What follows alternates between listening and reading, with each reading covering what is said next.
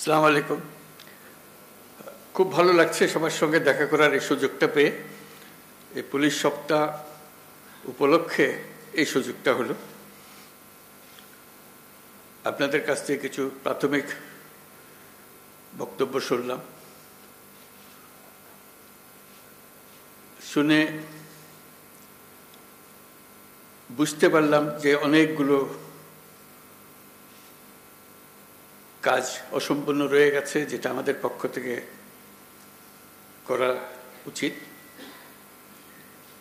এর আগে একবার বসছিলাম আমরা নিজেদের মধ্যে, আমার কাছে খুবই খারাপ লাগছিল যে কীরকম পরিস্থিতিতে আপনাদেরকে কাজ করতে হয়।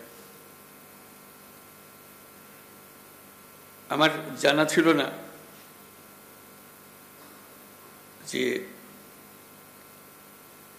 দৈনন্দিনভাবে যে কঠিন অবস্থায় আপনাদেরকে জীবনযাপন করতে হয়,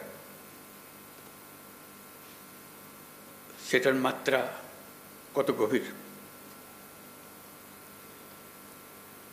তাৎক্ষণিকভাবে আমরা কিছু সিদ্ধান্ত নিয়েছিলাম,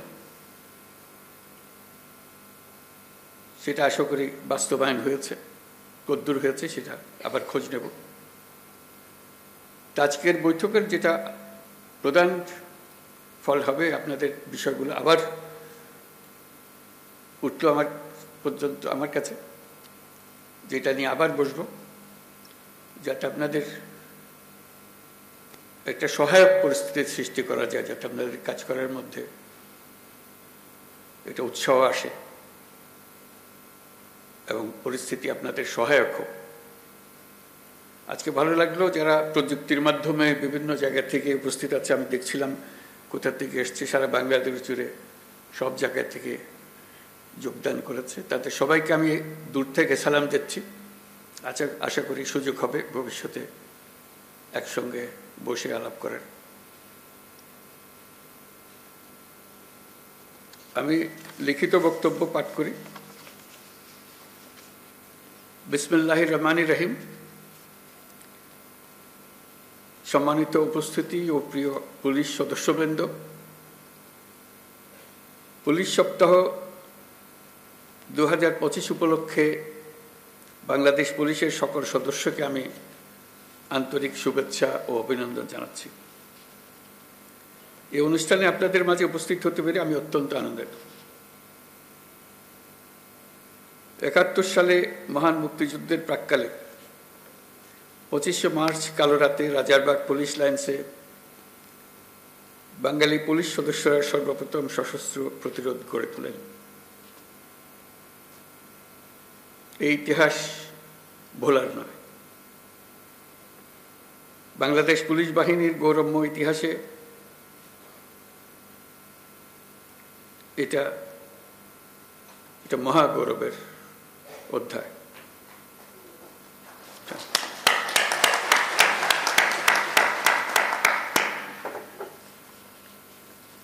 আজকের দিনে এই মহান মুক্তিযুদ্ধের শহীদ পুলিশ সদস্যদের আমি গভীর শ্রদ্ধা নিবেদন করছি।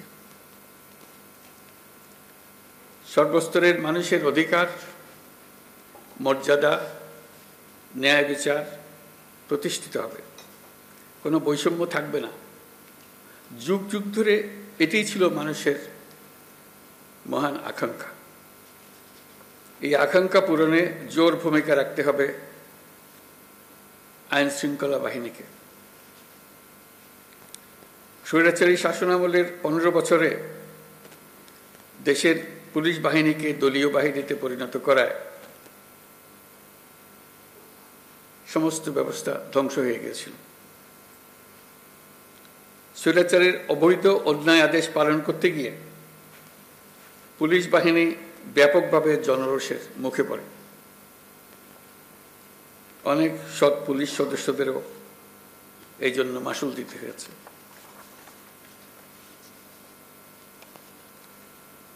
প্রিয় পুলিশ সদস্যগণ, গত আগস্টে অন্তর্বর্তী সরকার যখন দায়িত্ব গ্রহণ করে, সে সময় এদেশের আইন শৃঙ্খলা বাহিনী ভঙ্গুর অবস্থায় ছিল। পুলিশের সঙ্গে জনগণের দূরত্ব সৃষ্টি হয়েছিল। সরকার পরিস্থিতির উন্নতির জন্য যা কিছু প্রয়োজন সব রকমের ব্যবস্থা নিয়েছে। সড়ক মহাসড়কে বিশৃঙ্খলা ও জনদুর্ভোগ নিরসন, বিশেষ অভিযান পরিচালনা, অংশীজনের সাথে পুলিশের আন্তঃযোগাযোগ জোরদার করা, পুলিশ সদস্যদের মনোবল বৃদ্ধিতে প্রয়োজনীয় প্রণোদনামূলক ব্যবস্থা নেওয়া হয়েছে। আপনাদের অক্লান্ত পরিশ্রমে শান্তিপূর্ণভাবে দুর্গাপূজা, বিশ্ব ইজতেমা, ঈদ উল ফিতর, বাংলা নববর্ষ সহ বিভিন্ন উৎসব অনুষ্ঠিত হয়েছে। দেশে যতগুলো অপরাধ হচ্ছে সবগুলো ঘটনায় তাৎক্ষণিক ব্যবস্থা নিতে আপনারা সর্বোচ্চ চেষ্টা করে যাচ্ছেন। পুলিশ ও অন্যান্য বাহিনীর সম্মিলিত প্রচেষ্টায় দেশের আইনশৃঙ্খলা পরিস্থিতি এখন অনেকটা নিয়ন্ত্রণে আনা সম্ভব হয়েছে। এই জন্য আমি পুলিশ সহ সকলকে আন্তরিক ধন্যবাদ জানাই। সবাই মিলে আপনার জোরে হাততালি দেন।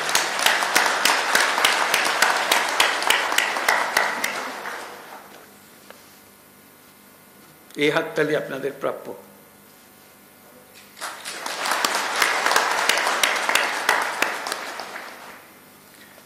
দেশের মানুষ নারীর প্রতি সহিংসতা প্রতিরোধে পুলিশ বাহিনীকে খুব শক্তিশালী ভূমিকায় দেখতে চায়।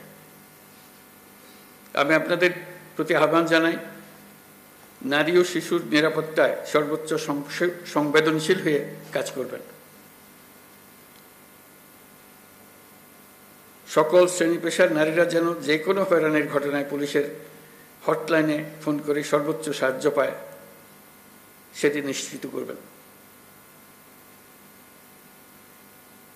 নারী এবং শিশু নিরাপত্তা পেলে আমরা বুঝতে পারব দেশ নিরাপত্তার দিকে অনেক দূরে এগিয়ে গেছে।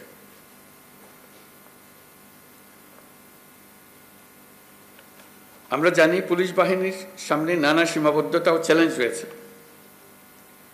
অপ্রতুল জনবল, লজিস্টিক্স, পর্যাপ্ত বাজেট ইত্যাদি। কিন্তু আমাদের সবচেয়ে বড় চ্যালেঞ্জ হলো বিগত 16 বছরে পুলিশ জনগণের মধ্যে যে দূরত্ব সৃষ্টি হয়েছে সেই দূরত্ব কমিয়ে আনা, পুলিশ বাহিনীর প্রতি মানুষের আস্থা ফিরিয়ে আনা। আমি বলবো এটা কঠিন না। একবার সে আন্তরিক পরিবেশ সৃষ্টি হলে এই বন্ধন অটুট থাকবে। আমাদের সমাজ যে একটা সুশৃঙ্খল সমাজ সেটা প্রমাণিত হবে।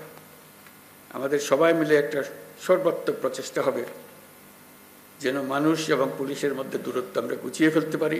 মানুষ পুলিশকে দেখলেই তাকে বন্ধু হিসেবে বরণ করে নিতে এগিয়ে আসে। তার প্রতি কোনো বিরূপ মনোভাব যেন মানুষের মনে না থাকে। মাঠ পর্যায় থেকে শুরু করে সকল স্তরে আইনশৃঙ্খলা বাহিনীকে জনগণের বিশ্বাস অর্জনের জন্য কাজ করতে হবে। এই কাজটা আপনাদেরকেই করতে হবে। আর সরকারের দিক থেকে যা যা প্রয়োজন তা বাস্তবায়ন করা আমাদের দায়িত্ব। আমরা সে দায়িত্ব গ্রহণ করছি। পুলিশের সংস্কারের লক্ষ্যে অন্তর্বর্তীকালীন সরকার উদ্যোগ নিয়েছে। তৃণমূল পর্যায়ে কর্মরত পুলিশ সদস্যদের কল্যাণে কয়েকটি বিষয়ে দ্রুত ব্যবস্থা নেওয়া হয়েছে। আজকের এই মিটিংয়ের পরে আপনাদের সঙ্গে সবার সঙ্গে সারা দেশের সবার সঙ্গে সাক্ষাৎ হওয়ার কারণে, আপনাদের কথা শোনার কারণে আমরা আবার দ্রুত একবার বসবো সবাই মিলে, যাতে করে যে সমস্ত সমস্যা আছে সেগুলা দ্রুত সমাধান বাস্তবায়ন করা যায়। সেটা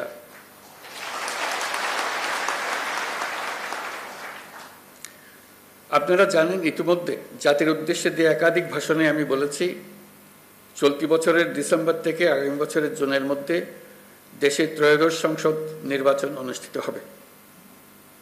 সেই নির্বাচন যেন সুষ্ঠু ও শান্তিপূর্ণ উপায়ে অনুষ্ঠিত হয়, সেজন্য পুলিশ সদস্যদের ভূমিকা খুবই গুরুত্বপূর্ণ। নির্বাচনে সকল প্রতিদ্বন্দ্বী প্রার্থীর প্রতি সমান আচরণ ও ভোটাররা যাতে নির্ভয়ে নির্বিঘ্নে নিজেদের ভোটাধিকার প্রয়োগ করতে পারে সেই পরিবেশ নিশ্চিত করা আপনাদের এবং আমাদের সর্বোচ্চ দায়িত্ব। মনে রাখবেন, কোনো ব্যক্তি যদি অন্যায় বা অনিয়মের মাধ্যমে নির্বাচিত হয়, সে ব্যক্তির দ্বারা ন্যায় প্রতিষ্ঠা সম্ভব নয়। সুতরাং নিশ্চিত করুন যাতে কারো দ্বারা ব্যবহৃত না হন। সত্য ন্যায় প্রতিষ্ঠার ব্রত হিসেবে নির্বাচনে নিজেদেরকে নিয়োজিত করবেন। পুলিশ বাহিনীর সদস্য হিসেবে তারও চাইতে বড় বিষয় এদেশের একজন নাগরিক হিসেবে ভবিষ্যতে কখনো যেন পুলিশ বাহিনীকে দলীয় বাহিনী বা অন্যায় কাজে ব্যবহার না করা যায়, তার জন্য একটা সুষ্ঠু ও নিরপেক্ষ নির্বাচন অত্যন্ত জরুরি। নির্বাচনের আগের সময়টা অনেক কঠিন সময়।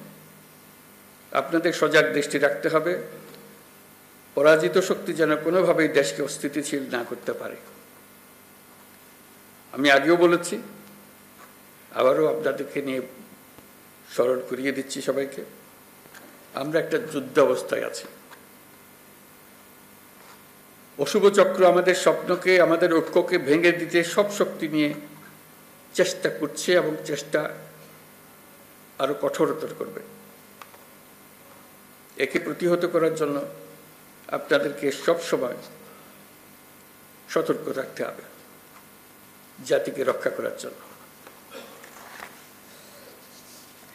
বর্তমান অন্তর্বর্তীকালীন সরকার দায়িত্ব নেওয়ার পর থেকে আমরা ন্যায্য অন্যায্য আন্দোলনে মানুষকে রাস্তায় নেমে আসতে দেখেছি। এসব পরিস্থিতিতে আপনারা ধৈর্যের পরিচয় দিয়েছেন। আশা করি একই রকম ধৈর্যের পরিচয় দিয়ে আগামী দিনগুলোতেও আপনারা কাজ করে যাবেন। পুলিশ জনগণের বন্ধু। পুলিশ বাহিনীকে সেই ইমেজ প্রতিষ্ঠা করতে হবে। এটা কঠিন হলেও এটাই ন্যায্য, এটাই আমাদের করতে হবে। প্রথমবারের মতো এবার পুলিশ সপ্তাহের ধর্মীয় নেতা, সাংবাদিক ও বিভিন্ন সম্প্রদায়ের নেতাদের সঙ্গে বৈঠক অনুষ্ঠিত হবে বলে আমি জানতে পারলাম। এই বৈঠকে পুলিশের উপর জনসাধারণের প্রত্যাশা নিয়ে আলোচনা হবে। আমার প্রত্যাশা হলো এটি যেন চলমান থাকে। প্রতি বছর পুলিশ সপ্তাহে যেন এই ধরনের বৈঠক অনুষ্ঠিত হয়, আর যেন পুলিশ সপ্তাহের জন্য অপেক্ষাও করতে না হয়। সুযোগ পেলে এই ধরনের বৈঠক দরকার, তাতে পরস্পরের বোঝাবুঝিটা পরিষ্কার হয়ে যায়। পুলিশের সঙ্গে জনগণের দূরত্ব কমিয়ে আনতে এটা অত্যন্ত জরুরি। আমরা একটা ন্যায্যতার ভিত্তিতে গঠিত একটি বৈষম্যমুক্ত গণতান্ত্রিক বাংলাদেশ নির্মাণের স্বপ্ন দেখছি। আমরা দ্বিতীয় বাংলাদেশ গঠন করার স্বপ্ন দেখছি। জুলাই গণ অভ্যুত্থান আমাদের সেই সুযোগ করে দিয়েছে। এই সুযোগ যেন আমরা না হারাই। এই সুযোগ হারালে আমরা পরবর্তী প্রজন্মের কাছে চিরজীবনের জন্য দায়ী থাকব। বিশ্বের বুকে একটি শান্তিপূর্ণ সমৃদ্ধ দেশ হিসেবে বাংলাদেশ মাথা তুলে দাঁড়াচ্ছে এবং মাথা উঁচু করে রাখবে সবসময়। এই স্বপ্ন পূরণে আপনাদের ভূমিকা অনেক।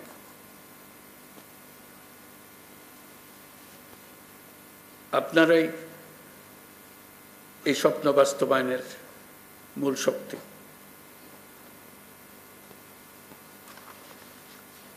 পুলিশের কাজকর্ম,